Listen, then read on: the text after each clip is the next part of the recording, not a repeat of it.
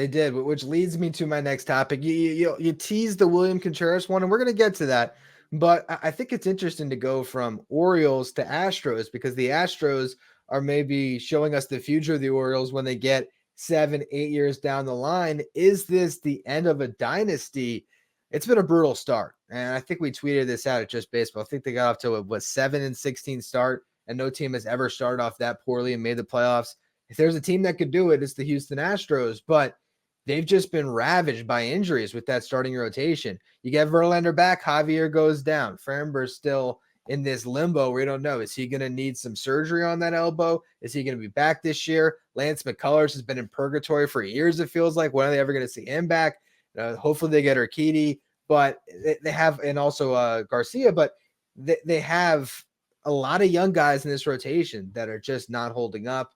You have Jose Abreu. There's just a lot wrong with this team. Are you ready to say, yeah, the Astros will not make the playoffs this year? It's been 7 years in a row in the LCS. Are they going to just be out of it before October for the first time in a long time?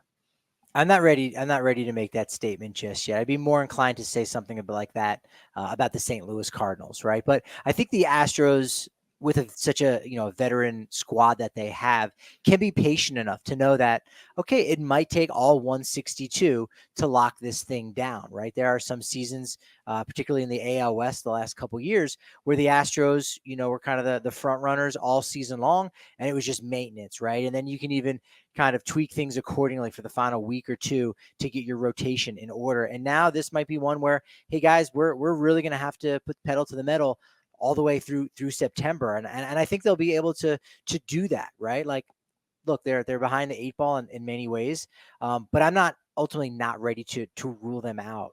This weekend they're playing one of the two get right teams in baseball, not the White Sox, but the Colorado Rockies in Mexico City.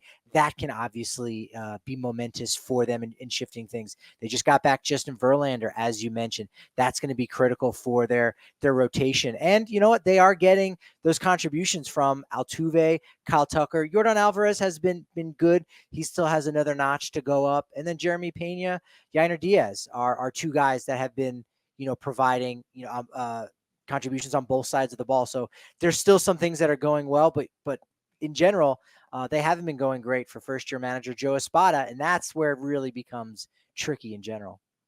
Yeah, for me, I think I actually am ready to sell my stock in the Astros and say that they're not going to make the playoffs because it's such a big hole. I mean, you got to climb out from 10 games under. Yes, they can do it, but I think the American League's going to be very competitive. It's not going to be an 86 win team that's going to get a wild card spot. I think you're going to need to get up to 88 wins. And now if you're 7-17, and I'm looking right now, they're already losing against the Cubs. Spencer Arrighetti gave up 4 runs to the Cubs early in the first inning.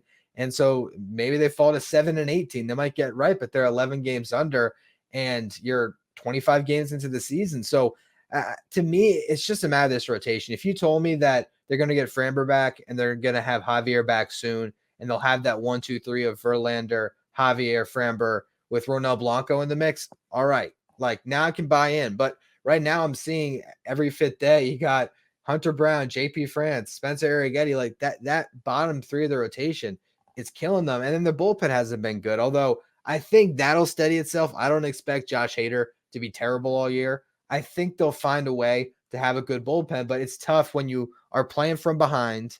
So your lineup really has to come back. You're in these tight games, and then your bullpen's got to cover bulk innings on top of it. So they have to figure out this rotation. If you told me that the rotation is going to be healthy next month, I guess I can buy in. But if they're 15 games under when they get healthy, it's a huge hole to climb out of. Now, we know the Astros always find pitching.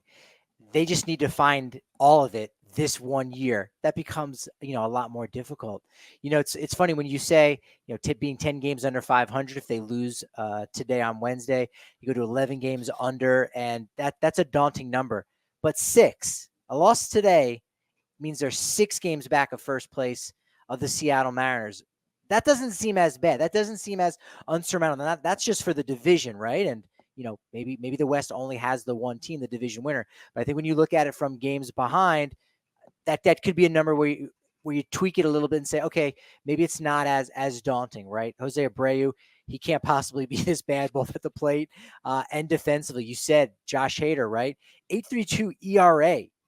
If you look at his expected fielding independent pitching, 2.25. So the dude's gotten a little bit unlucky in general. So, this weekend, again, I really think is going to be interesting for them going to Mexico City.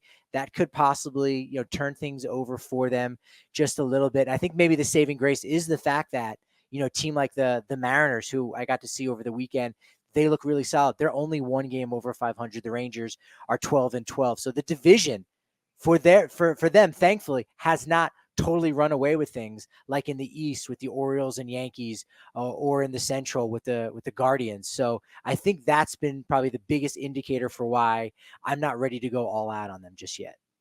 It's pretty nuts to see the records in the Central compared to the records out West, because I mean, we had a topic on this show a couple weeks back, who had the best division in baseball, and we were speaking very kindly towards the AL West with those three teams atop it. And now I mean, even the Angels could get in the mix this year with the way that division is played, which is crazy. I do think that it helps a lot that no team has gotten off to a great start. I think for me, I just have more confidence in the Mariners and the Rangers being able to get right quicker. And by the time the Astros get it going, is that 6-game difference going to be 10? If it stays at 6, you're right. They can narrow that gap. But the Mariners in particular, their starting pitching, if you compare those two teams, like, I just think that rotation's starting to show itself. And that they have the horses there to get through the marathon. I'm just very concerned with what the Astros are doing with this starting rotation. But, like I said, look, if Javier and Framber are okay, then I'd change my tune entirely. Yeah, like you said, Mariners, their rotation is dominant, right? They pitched incredibly well at Coors Field in not great conditions. That was impressive. Texas really hasn't started to play their best version of baseball, and again, they'll be a team where maybe in the second half they'll have their biggest surge with everybody being on the IL. So that's two real big teams that they've got to work around. Maybe a wild card will be the way to go. Still so much left of the season, but it's going to be interesting. You're right. They've dug themselves into a hole, and they will definitely need to climb out of it somehow under Joe Espada's leadership there. We'll see if that happens. Yeah, we'll see. And for the Rangers, they got Max Scherzer making a rehab start this week. I know we got Wes Jones covering that for us at Just Baseball. So, they have a lot of reinforcements coming down the stretch with, hopefully DeGrom comes back, Tyler Mahle. So, it's going to be a crazy race in that West. If you had to tell me, which divisions you want to put money on, I think that's the one I'd be least inclined to bet anything on, because I can't decide. But I would say that I have a lot more faith in the Mariners and the Rangers right now, but anything can change. And as soon as we doubt the Houston Astros, we did a little bit last year, guess who's in the ALCS again? So we'll see.